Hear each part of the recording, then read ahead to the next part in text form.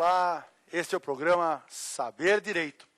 Meu nome é Gustavo René Nicolau, sou advogado, mestre e doutorando pela Faculdade de Direito da Universidade de São Paulo. Leciono Direito Civil no Complexo Damásio de Jesus e na FAAP, em São Paulo. Na aula passada, nós tivemos a árdua tarefa de conversar sobre o pagamento. Todas as variáveis sobre o pagamento direto.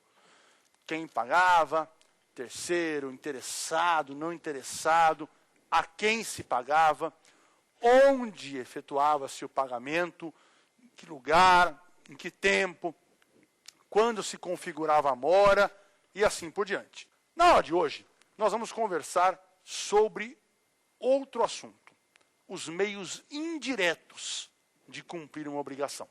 Todas as formas de cumprir uma obrigação sem o pagamento direto, sem o pagamento estrito sensu. O nosso e-mail, para que você mantenha contato comigo ou com a produção do programa, é saberdireito@stf.jus.br. De modo que vamos então conversar hoje sobre meios indiretos de cumprir uma obrigação.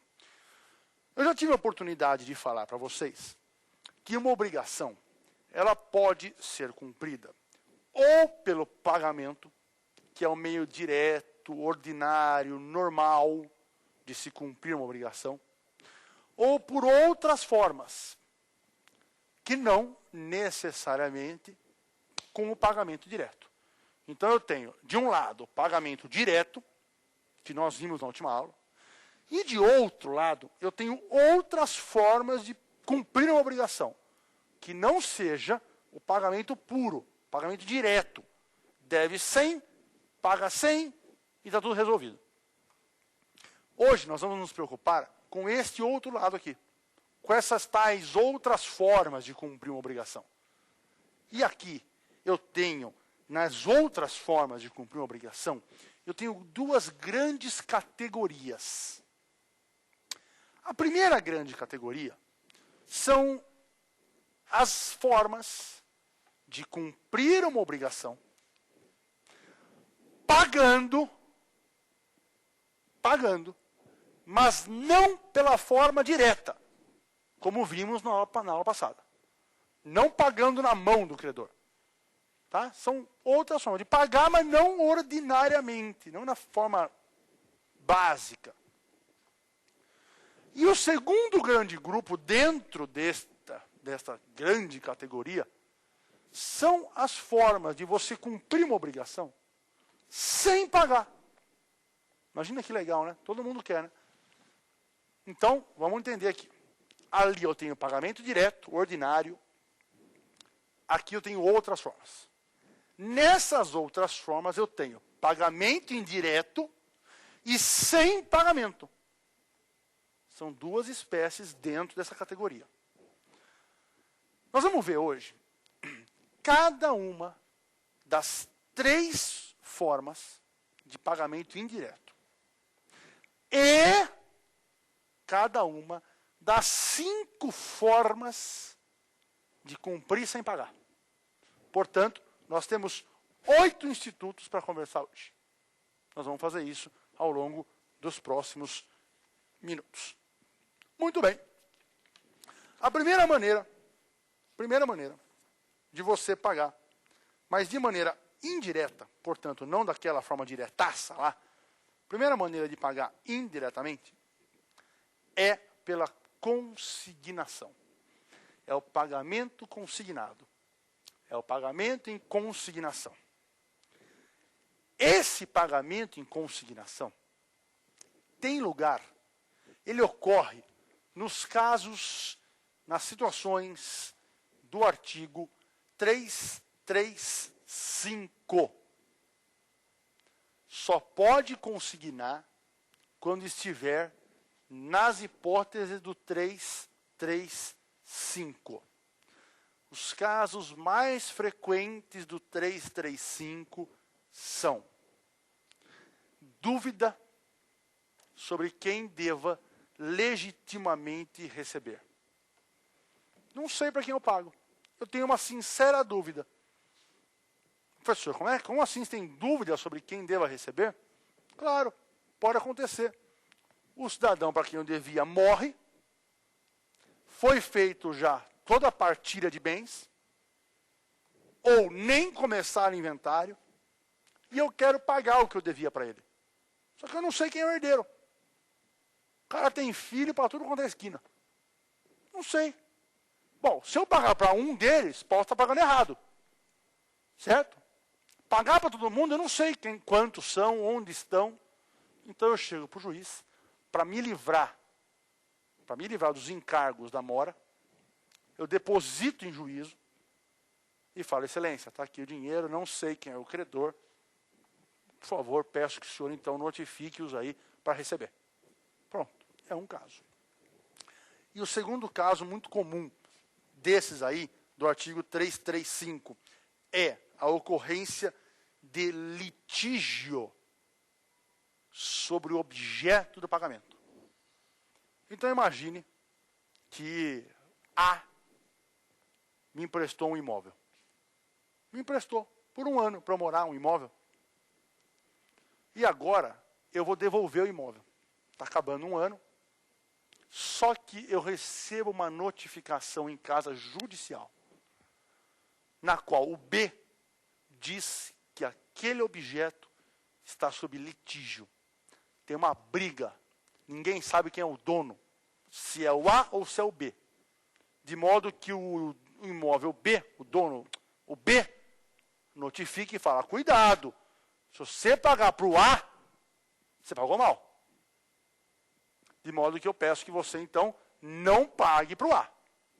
Pronto. Eu não sei, eu tenho um litígio sobre o objeto do pagamento. Eu não sei para quem pagar. Porque há um grande litígio. Bom, qual que é a vantagem de consignar em pagamento? Livrar-se dos encargos da mora. Lembra da mora da última aula? Pois é, quem faz a consignação mostra para o juiz que quer pagar. E, portanto, não está sujeito aos encargos da mora. Bom, cuidado. Porque se você consignar em pagamento, e lá no final da ação de consignação, o juiz entender que você pagou errado, você está em mora desde a data do vencimento. Afinal de contas, não tinha cabimento consignar aquilo ali. Ao revés. Se o juiz falar, não, de fato, você tem razão. Era uma grande dúvida, você depositou o valor correto, então eu julgo procedente a sua consignatória. Você está livre da mora desde a data que você propôs a consignatória. Tudo bem? Tranquilo? A consignação ela é muito importante, especialmente em virtude de uma nova modalidade de consignação. Não é tão nova, já tem aí seus 10, 15 anos, mas historicamente é nova. É a consignação em pagamento extrajudicial. Consignação extrajudicial. Através dela, você pode depositar o dinheiro numa agência bancária. A agência bancária oficial. Deposita na agência bancária e manda uma carta com aviso de recebimento para o credor. Credor, a grana está aqui. Se quiser, vem pegar. Atenção agora. O silêncio do credor quanto à aceitação ou não significa aceitação. Olha como a lei varia, né? O significado do silêncio. Pronto, agora é aceitação de novo. O silêncio do credor quanto ao valor consignado significa aceitação. Aí só vai restar o credor fazer sabe o quê? Recusar expressamente. Se ele quiser, ele recusa expressamente. Não aceito esse depósito. Não aceito esse depósito. Sabe o que vai acontecer? O devedor vai estar com a recusa expressa na mão, vai a juízo com a prova pré-constituída da recusa, e fala, excelência, o dinheiro já está depositado, está aqui a minha petição inicial e está aqui a prova da recusa do credor. E toca a consignação agora judicial, inevitável, em diante. Muito bem. O prazo para o credor se manifestar é de 10 dias. Tá bom? O prazo para o credor se manifestar é de 10 dias. Muito bem.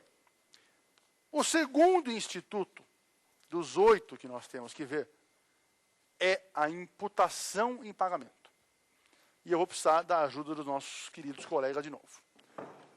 A imputação em pagamento. Imputação é um direito potestativo que o devedor tem. Em que caso? Simples. Eu tenho uma só credora. Vilane. Uma só credora. Estou devendo dinheiro para a Vilane. Estou devendo 10 mil reais porque eu comprei um trator dela. Amanhã, daqui um mês, eu compro 100 quilos de adubo. Estou devendo 5 mil reais agora. Mais os 10 do trator. No outro mês, eu compro máquinas agrícolas. E estou devendo agora mais 4 mil. No outro mês, estamos no ano que vem já. Já passou de ano já. Eu compro um mini arado. 3 mil reais. O que eu estou querendo mostrar, Vilane, é que é o mesmo devedor, o mesmo credor e várias obrigações. Não é uma obrigação fracionada, parcelada.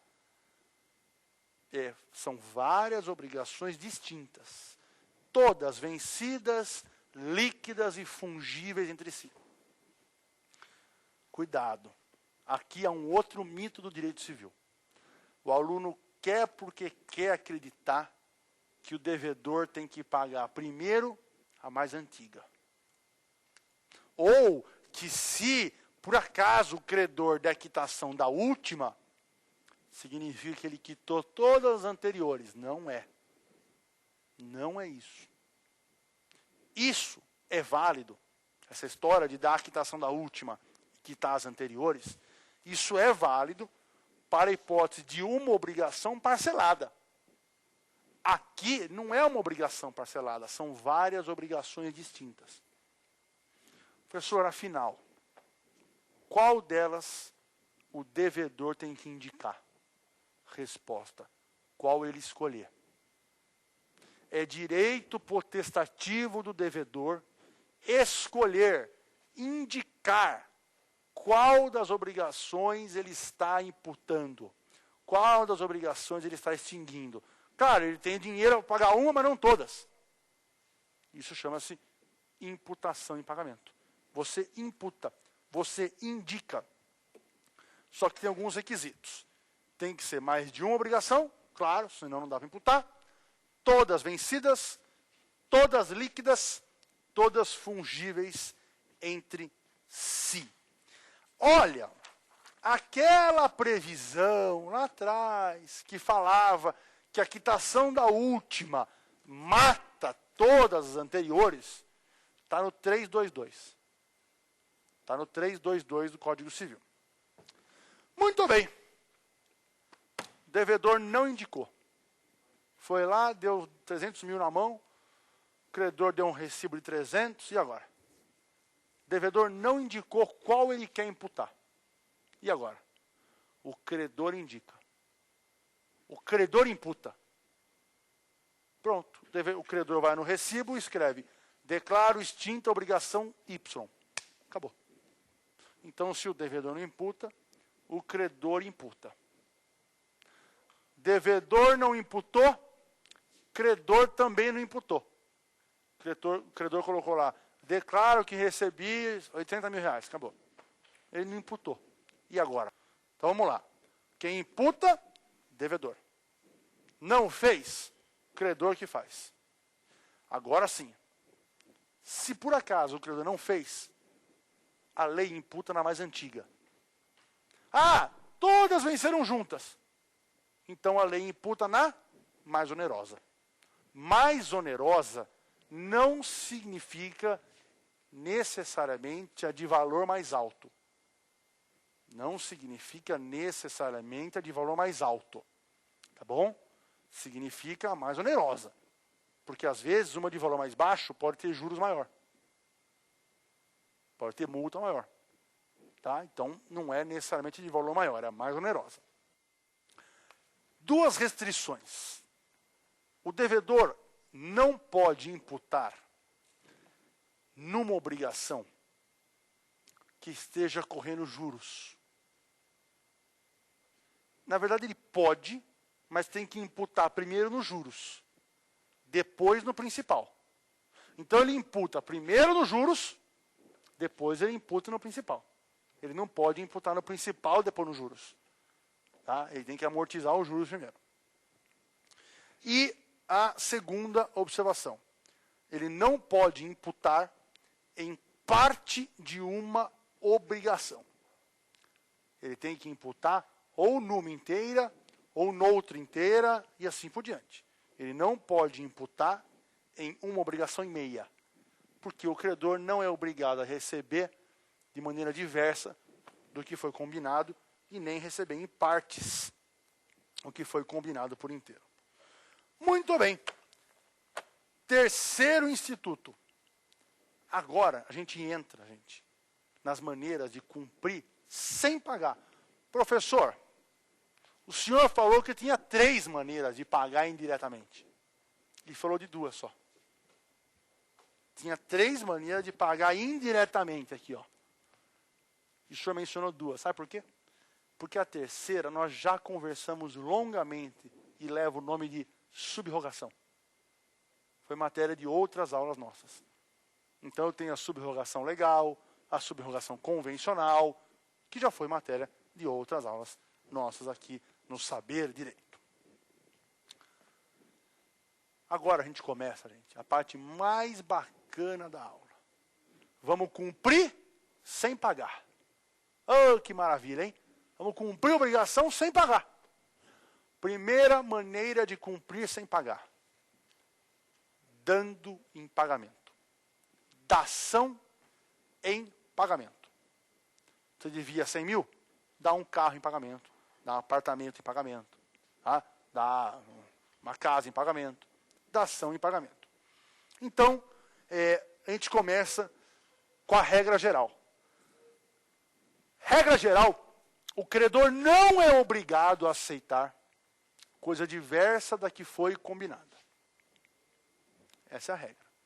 O credor não é obrigado a aceitar coisa diversa da que foi combinada, ainda que seja mais valiosa.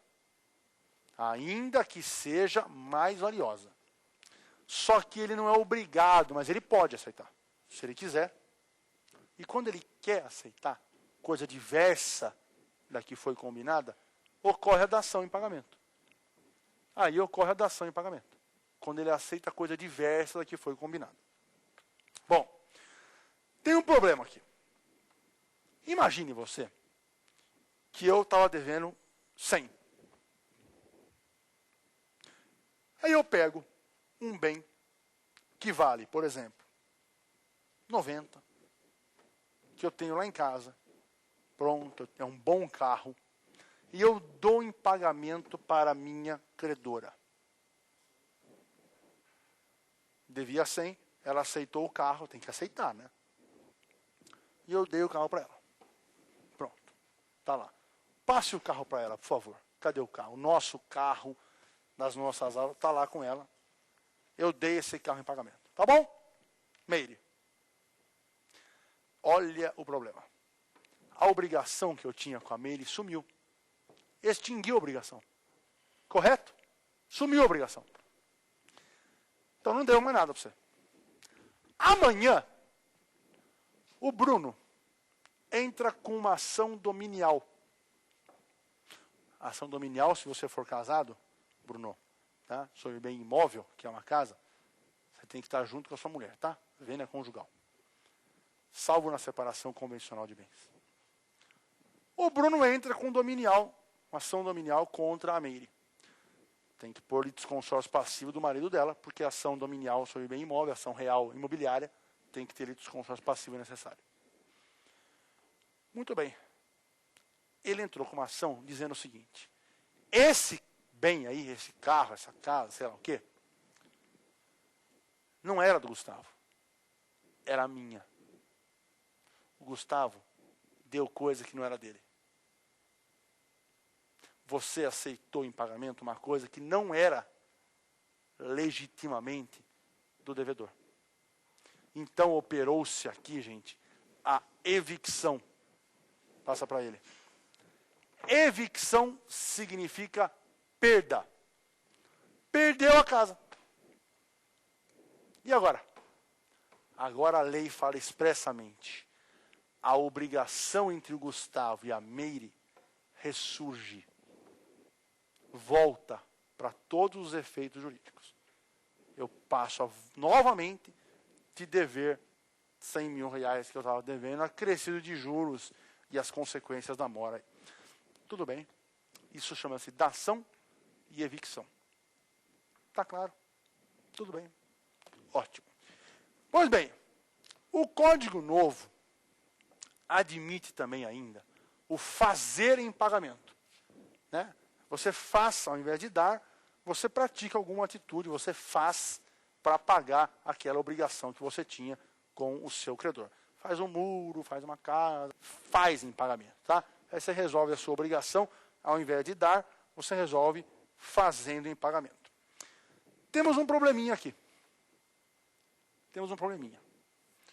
Meire, você perdeu o bem, não perdeu? Aqui tem um detalhe impressionante do Código Civil. Meire, na obrigação original, quando eu estava te devendo 900, sei lá quanto, 1.000, 1.000.000, eu tinha um fiador. Em outras palavras, se eu não pagar, Meire, o fiador te paga. Tá bom? Se eu não pagar, o fiador paga. Você aceitou um objeto em pagamento. Eu dei em pagamento um objeto. Tá claro? O objeto agora está com a Meire.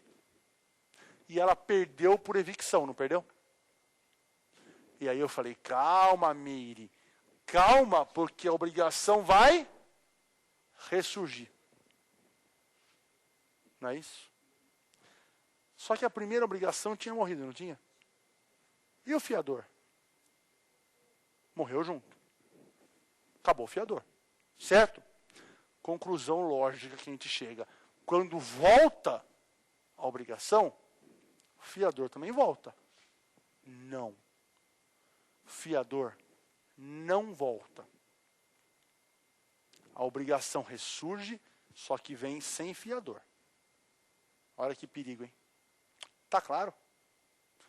Por favor, abra para mim, doutora, abra para mim o artigo 838 do Código Civil. 838 do Código Civil. Sabe onde estamos? Estamos num capítulo chamado da fiança. Lá na parte especial, nos contratos em espécie. 838. O fiador, ainda que solidário, ficará desobrigado. Inciso 3. Se o credor, em pagamento da dívida, aceitar amigavelmente do devedor objeto diverso do que este era obrigado a lhe dar, ainda que depois venha a perdê-lo por evicção. O fiador está liberado. O que dá margem à má-fé, né? Porque eu posso oferecer para você uma coisa que sabidamente não é minha, você aceita, perde, o fiador foi embora, volta a obrigação e o fiador não volta. Tudo bem? Tranquilo?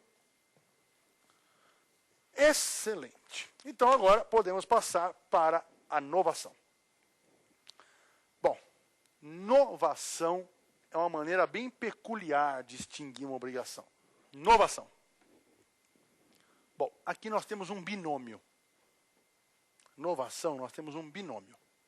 Necessariamente, eu tenho aqui duas palavrinhas. Primeira palavra, extinção. E segunda palavra, criação de uma nova.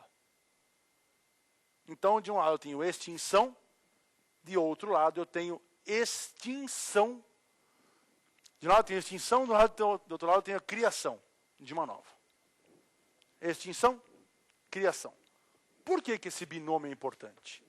Porque você só faz inovação se você extinguir uma obrigação com a intenção de criar outra. Esse é o ponto. Inovação é a maneira de se extinguir uma obrigação sem pagar. É a maneira de se extinguir uma obrigação sem pagar.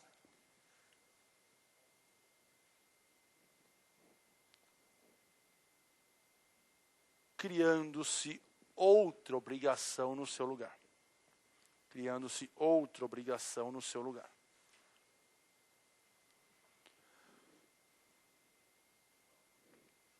Ótimo. Então nós temos um elemento imaterial. Nós temos um requisito subjetivo na inovação, que chama-se animus novandi. É a intenção de inovar. É a intenção de criar uma nova obrigação. É o animus novandi. A novação, ela pode se referir a três situações. Eu posso ter uma inovação objetiva, uma inovação subjetiva e uma inovação mista. Tá? Eu tenho uma inovação objetiva, uma subjetiva e uma mista. São três espécies de inovação. O nome é meio autoexplicativo. Na inovação, que nós chamamos de subjetiva, vamos começar por essa. Eu altero uma parte da obrigação. Então imagina que eu e a doutora Érica temos uma obrigação. Eu, credor, Érica, devedora. Nós extinguimos essa obrigação para criar outra. Outra obrigação na qual, Érica, você não é mais nada. E o novo devedor é o Cícero. Cícero. Pronto. Inovação subjetiva passiva. Está claro? Inovação subjetiva passiva. Eu podia fazer subjetiva ativa. Gustavo credor, Érica devedora. Extinguimos essa obrigação para colocar um novo credor aqui no meu lugar. Inovação subjetiva ativa. O ponto fundamental aqui. Ponto fundamental. A primeira obrigação morreu. Primeira obrigação, Érica, desapareceu. Assim como todos os seus acessórios. Vocês estão lembrados? Esse é um ponto, né? Vocês estão lembrados da cessão de crédito? Estão lembrados do pagamento feito pelo terceiro? A pessoa entrava na mesma relação. Aqui não. Aqui a primeira relação morreu. E criamos uma nova. Uma nova obrigação. E mudamos ou o sujeito passivo, ou o sujeito ativo. Inovação subjetiva. Podemos também mudar o objeto. Inovação objetiva. Inovação objetiva. Tá? Como é que é a inovação objetiva? Eu extingo uma obrigação e crio uma nova, com um objeto diferente. Eu extingo uma obrigação e crio uma nova, com um objeto diferente. E ó, quando eu extingui a primeira, lá se foi, hein? Fiador, multa, juros, acabou a primeira, acabou. É um perigo a inovação. E por último eu tenho a mista, que é autoexplicativa. Eu mudo as partes e o objeto. Tudo bem? Alguns detalhezinhos importantes. Quando eu falo em inovação subjetiva, passiva, eu tenho duas espécies. Inovação subjetiva, passiva, eu tenho duas espécies. Vamos lá, vou mostrar para vocês. A primeira espécie chama-se inovação subjetiva passiva, por expromissão. Funciona assim: devedora, credor. Por expromissão, tá? Ou expulsão, dá na mesma. O Cícero vem até mim, senta-se à mesa comigo e fala: extingue a obrigação com a Érica e vamos criar uma nova aqui, ó, nós dois. De homem para homem. Eu e você. Só que você tinha a primeira. Você expulsou a Érica da relação. E ela não está nem sabendo, Cícero. Inovação subjetiva, passiva, por expulsão. Ou expromissão. Está claro? Detalhe. Como ela não está nem sabendo, depois que você pagar a sua para mim, porque agora você está devendo para mim, certo? Você não pode cobrar dela. Você não tem regressiva. Está claro? Tudo bem.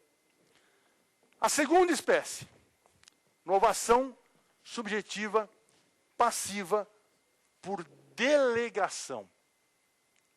Então a primeira é por expromissão, né? O terceiro expulsa a Érica e cria uma nova comigo. Eu tenho que aceitar, lógico. A próxima é por delegação. Inovação subjetiva, passiva, por delegação. Ou por indicação, tanto faz. Funciona assim, ó. A Érica senta-se à mesa comigo e indica um novo devedor. Agora mudou. Agora a Érica indicou um novo devedor. Não foi o terceiro que veio falar comigo. Foi a própria devedora. Extinguimos essa e criamos outra. Claro, com o seu consentimento, é óbvio. Tudo bem? Essa é a inovação subjetiva, passiva, por delegação. Muito bem. Próxima espécie de extinção de uma obrigação sem pagar. Compensação. Gente, eu não sei por que as pessoas fazem tanta celeuma com a compensação. Compensação é um instituto fácil, simples. Eu devo para você, você deve para mim. Acabou. Compensação envolve necessariamente mais de uma pessoa. Precisa ter mais de uma pessoa, senão não tem compensação. Pessoas que são devedoras e credoras reciprocamente, uma da outra. Tudo bem?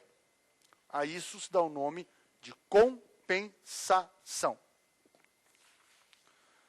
Bom, vamos a algumas observações agora. Primeira observação. Pode acontecer a compensação automática?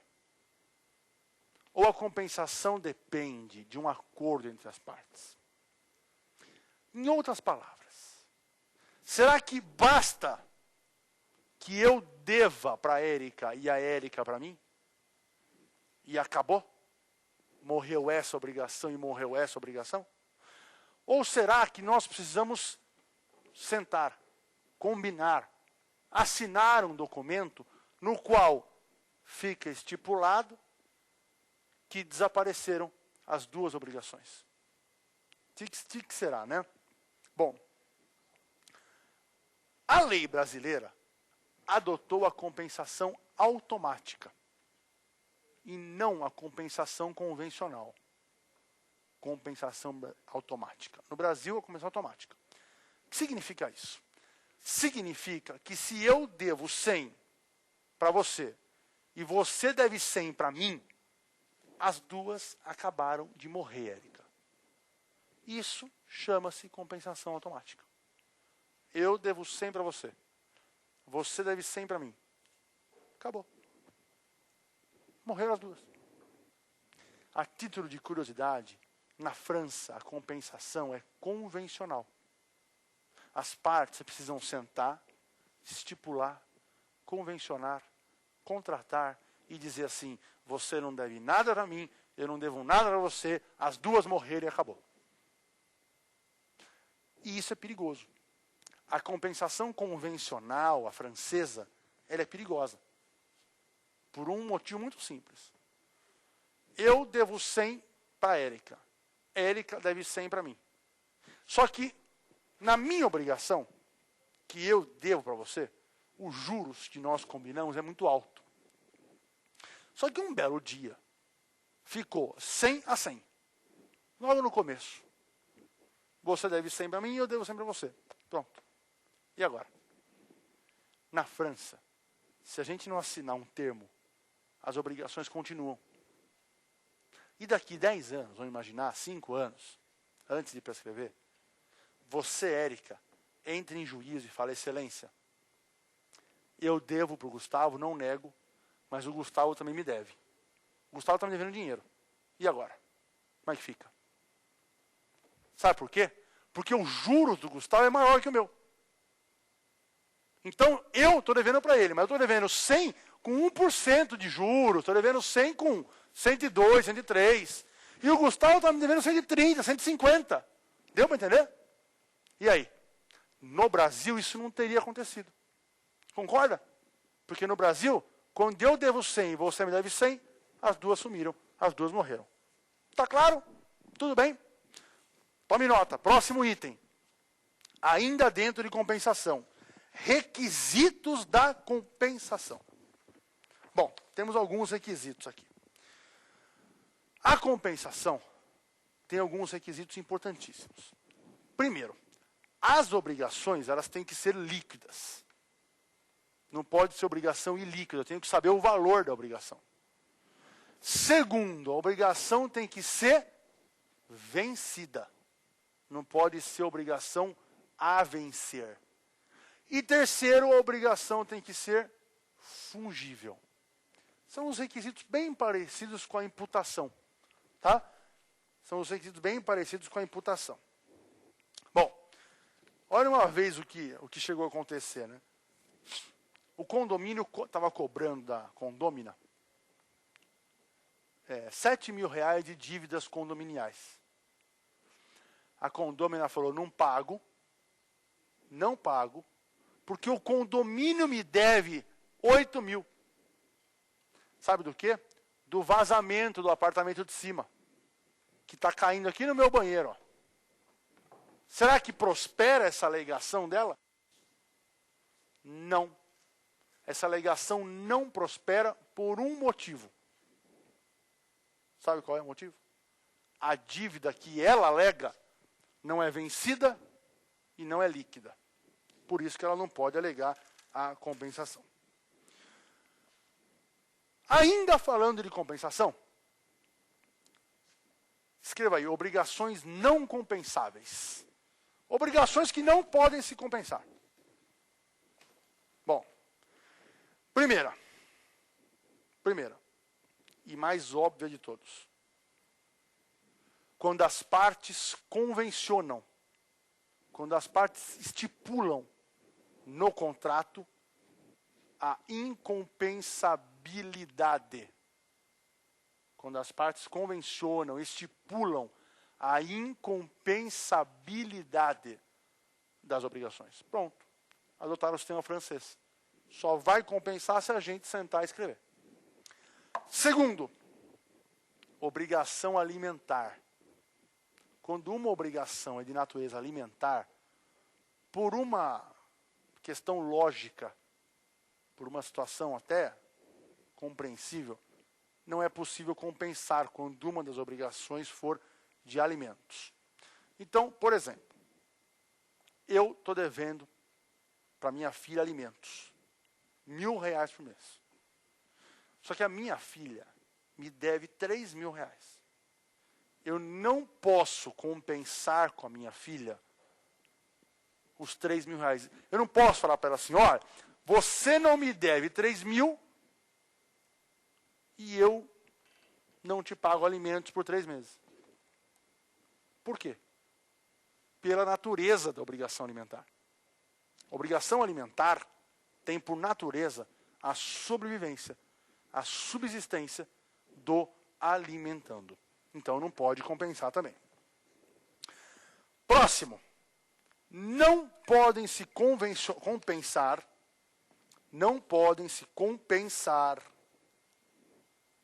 dívidas quando uma delas se originar de comodato e depósito. Comodato e depósito. Como assim? Simples. Imaginem que eu devo para vocês, aqui vocês duas, 10 mil reais. Só que eu fui viajar e deixei minha moto com vocês. Vale 10 mil reais. Vocês me devem uma moto. Obrigação de restituir coisa certa. Tá? Nada, vocês estão me devendo uma moto. Aí quando eu volto de viagem, estou voltando de viagem. Oi pessoal, tudo bem? Vim pegar minha moto. Aí vocês falam assim, não. Vamos fazer o seguinte, tá tudo elas por elas. A gente não devolve a moto e você não paga os 10 mil. Não pode fazer isso. Até porque, gente, tem um motivo muito lógico para não poder fazer isso. O motivo óbvio é, comodato, um dos bens, o bem que eu emprestei aqui, ó, é infungível. Se é infungível, não cabe compensação. Depósito, mesma coisa. Deixei guardado um bem que valia 15 mil. Quando eu fui buscar, você falou, não. Você me deve 15 mil também. Então compensou. O que você me deve com o que eu te devo. Morreu as duas, não pode. Porque o objeto deixado em depósito é infungível. Tudo bem? Está claro? Tranquilo. Essa é, portanto, a compensação das dívidas. Muito bem. Passamos então para a confusão. Eu chamo carinhosamente a confusão de um nome que eu inventei. Compensação de uma pessoa só. A confusão é uma compensação de uma pessoa só. Quer dizer que ela deve e é credora de si própria. Isso é confusão. Então, quando uma pessoa é devedora e credora de si própria, não tem outra saída. A lei extingue a obrigação. Some a obrigação. Isso chama-se confusão. Ponto. Só isso. Essa é a tal da confusão das obrigações. Eu vou dar um exemplo. Eu tenho uma casa muito grande, muito boa, em plena Avenida Paulista. Uma região muito nobre, muito cara, lá em São Paulo. E aí acontece o seguinte. Essa casa que eu tenho, na Paulista, olha o que vai acontecer. Eu morri. E não deixei herdeiros. Só que eu esqueci de falar para vocês que eu estava devendo 200 mil reais de IPTU. 200 mil reais de IPTU. Estava devendo. O que eu vou fazer agora? Morri. E não tem nenhum herdeiro. Quem herda, hein, gente? Não tem nenhum herdeiro. Quem recebe a casa? No fim das contas, é o município. É o município que recebe. Quando o município receber a titularidade dessa casa, ele vai ser, ao mesmo tempo, credor do IPTU, que ele já era, e também será o quê? Devedor do IPTU. Confusão. Ele deve e é credor de si próprio. Perceberam? Esse é um bom exemplo de confusão. Acabou a obrigação. Ninguém paga para mais ninguém, ele deve para mais ninguém, acabou o problema. Tudo bem? Ótimo. a obrigação que sumiu pela confusão ressurgir? Será que pode uma obrigação que sumiu por causa da confusão, será que ela pode voltar, ressurgir? Pode. Basta que a situação de confusão cesse, desapareça. Vou dar um exemplo. Eu morri e deixei uma fazenda para ninguém. Não tenho parente. Aí descobriram 2 primas minhas lá no interior. Uma fazenda milionária, só tenho 2 primas na vida. É tudo que eu tenho. Essas 2 primas agora herdaram a minha fazenda, os meus créditos, herdaram o meu patrimônio. E olha, elas deviam dinheiro para mim. Eu nem cobrei, porque eu sou um cara bacana, deixei quieto. Elas herdaram todo o meu patrimônio. Tudo. Agora, além de ser dona da fazenda, do carro, do sítio, da indústria, elas vão começar a cobrar os devedores. Não é isso? Ué, tinha gente que devia para mim. E elas são credoras agora. Primeira pessoa da lista, sabe quem são? Elas. Elas vão fazer a lista lá, falar, ué, está devendo dinheiro aqui para um monte de gente, né? Um monte de gente dá dinheiro para o tio. Primeira que ela vê, ela. Ela é credora e é também devedora de si própria. Sumiu a obrigação. Desapareceu a obrigação. 20 dias depois, aparece, sabe quem? O nascituro. Sempre tem que ter o nascituro na jogada, né? Apareceu o nascituro. Agora vem o nasciturozinho, que já tá rico, né, pelo jeito. Meu filho. E ele foi concebido com a minha caseira, lá na fazenda. Foi concebido lá na fazenda. Ninguém sabia, nem eu. Nem eu sabia. Agora a mãe dele entra no inventário e fala, excelência, para tudo porque tem o nascituro aqui. Dinheiro não tem que ficar para as primas, tem que ficar para o nascituro. Olha o que aconteceu com as primas. Perderam a fazenda, perderam o carro, o sítio, a indústria, o dinheiro, as apólices, as ações. Voltaram a ser devedoras. Correto ou não? Voltaram a dever, porque cessou a confusão. Agora elas são devedoras do priminho delas. Não é isso? Do nasciturinho. Não é isso? Cessou a confusão. Ressurgiu a obrigação. Mas, pelo menos, elas ganharam um priminho. Olha que bonitinho.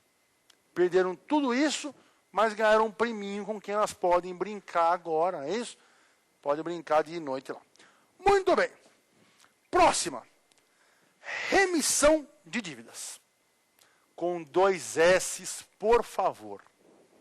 Remissão de dívidas é o perdão da dívida. Tá? Remissão de dívida é o perdão da dívida. É do verbo, gente. Remitir. Remissão vem do verbo remitir. Perdoar. Quem fala muito bem desse ponto das obrigações é o professor José Fernando Simão, da São Francisco, e ele fala com muita clareza sobre remissão, as aulas dele são ótimas, é um excelente professor jovem da São Francisco. Remissão de dívida é o perdão da dívida. Não confundir com remissão com cedilha, que é um instituto processual. É outra coisa. Essa remissão da qual estamos falando aqui é o perdão da dívida. Professor, como é que decora? Olha, tem um método mnemônico para decorar. O credor é tão bonzinho, mas tão bonzinho que ele é um santo e perdoa a dívida do seu devedor. Aqui tem algumas observações que a gente não pode esquecer. Bom, a observação importante é que, imagina que seja uma dívida que tem uma garantia real. Qual é a garantia real? É um penhor. Eu dei um bem móvel para garantir a obrigação. Eu estou devendo, o senhor é credor. E eu dei um bem móvel para garantir a obrigação. Tá? Ótimo. Agora, o senhor, um belo dia, aparece lá em casa com o objeto dado em garantia para me devolver. Você traz o bem na minha mão. Fala, olha, está aqui o objeto que você me deu em garantia. Será que isso significa perdão? Resposta, não. A devolução do bem empenhado, que é esse aí que foi dado em penhor, não implica remissão de dívidas. Não implica perdão de dívida. Uma coisa é a devolução do bem empenhado. Outra coisa é o perdão da dívida. Perdão da obrigação. Tá claro? Essa, então, a remissão com 2 S's do nosso Código Civil. Olha, está no artigo, a remissão de dívidas, está ali por volta do 360, 361 do Código Civil. E é a última maneira de extinguir uma obrigação sem pagar. Então, vamos retomar. Ou eu pago diretamente, ou eu pago indiretamente. Quando eu pagar indiretamente, pode ser de 2 formas. Ou sem pagar, vamos lá, dação, inovação, compensação, confusão e remissão. Ou pagando de maneira indireta, consignação, imputação e subrogação. Subrogação que nós vimos na última aula. Vamos para as perguntas, então, das ruas. Vamos ver as perguntas que os nossos jovens universitários fizeram pelo Brasil afora. Meu nome é Felipe, eu gostaria de saber o que é imputação. Ótimo. Imputação é fácil. Essa é fácil, né?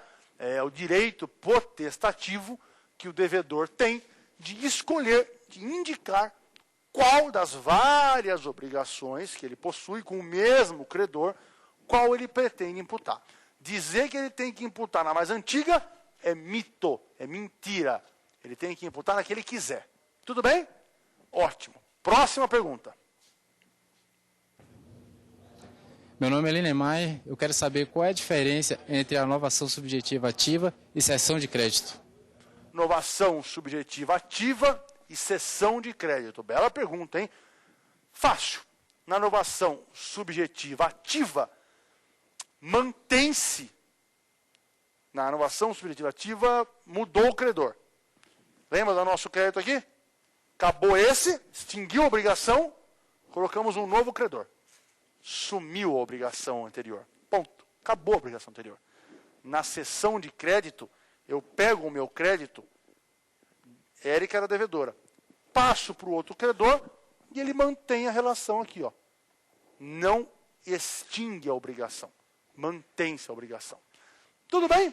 Com isso, então, chegamos ao fim de nossa aula. Foi um prazer estar com vocês nessa aula que eu falei sobre os modos indiretos de cumprir um programa. O nosso e-mail para contato é saberdireito@stf.jus.br. Convidamos vocês, então, para acompanhar o programa nas próximas aulas, nos próximos encontros que teremos. Foi um prazer e até a próxima.